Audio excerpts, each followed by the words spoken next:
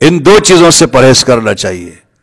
Number ایک، اگر اللہ نے آپ کو دیا ہے بھائیوں کو کھلائے، بہنوں کو کھلائے، خوب کھلائے، جو گھر میں لاتا ہے ان کو دو. نمبر دو، بھائی کے بارے میں اگر کوئی آپ کو بہت بدگمان کرے، بہت کرے، قطعاً نہیں سننا بس. حتیٰ کہ اگر آپ کی جو ہے گھر والی ہے، اگر وہ بھی آپ سے کوئی بات کرے، نہیں سننی چاہیے بات. یہ بہت قیمتی بات میں کر رہا ہوں. عام طور پر ایسا ہوتا ہے، سب نہیں، عام طور پر کہ بیوی کی باتیں سن کر انسان بھائی سے تعلق ختم کر دیتا ہے. اگر ہم نہیں کریں گے اور دشمنیاں پیدا ہو گئی نا، دشمنیاں، پھر یاد رکھو ہم ان دشمنیوں کو نبھا بھی نہیں سکتے.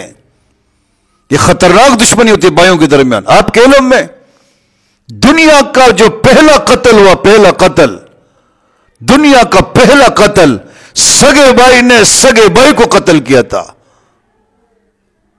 قابیل نے اپنے سگے بھائی حابیل کو قتل کیا تھا، حسدن. اور کوئی وجہ نہیں تھی، حسد میں آ کر. حسد اتنی خطرناک بیماری.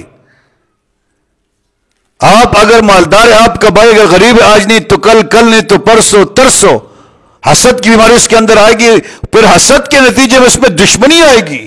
خدا نہ کرے قتل پہ آمادہ نہ ہو جائے، جس سے قابیل قتل پہ آمادہ ہوا، بھائی کو قتل کیا. پھر اس کو سمجھ میں نہیں آ رہا کہ اس کے ساتھ میں کروں کیا.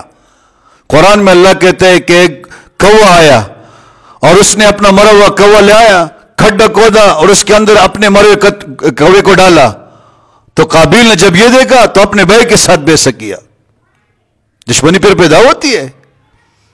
یوسف علیہ السلام کے بھائیوں کے بارے میں ہم سب جانتے ہیں کہ اولیاء اللہ تھے.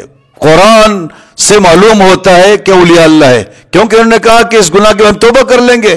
تفاسیر نے تقریباً سب نے لکھا کہ اللہ کے اولیاء تھے، نیک بندے تھے. لیکن جب انہوں نے دیکھا کہ ہمارے والد محترم حضرت یعقوب علیہ السلام اپنے بیٹے یوسف سے زیادہ محبت کرتے ہیں، زیادہ توجہ دیتے ہیں، ہمیں کم دیتے ہیں، حسد میں آ گئے. اور جیسے حسد میں آ گئے تو بیٹھ گئے میٹنگ کرنے کے لیے، یہ فیصلہ کیا کہ بھائی کو ختم کرنا ہے. قرآن کہتا ہے قتل کرو اس کو. بھائی ایک بھائی نے کہا کہ قتل تو نہ کرو، دور کسی جنگل میں ایک کنویں میں ڈال دیں گے، اور کوئی وہاں سے قافلہ آ رہا ہوگا، کسی اور ملک میں جا رہا ہوگا، اس کے حوالے کر دیں گے، وہ لے جائے گا قافلے اس کو. یہی ہوا، کنویں میں ڈالا.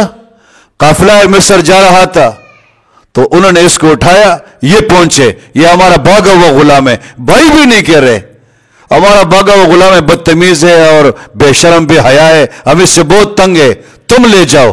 انہوں نے کچھ پیسے دیے. قرآن کہتے ہیں پیسے بھی کیا تھے، نقلی پیسے، کھوٹے سکے دے دیے، چلے گئے اور جا کر مصر کے بازاروں میں اس کو بیچا. قافلے والوں نے. سبب کون بنے؟ بھائی. ابھی معصوم بھائی یار، چھوٹا بھائی ہے.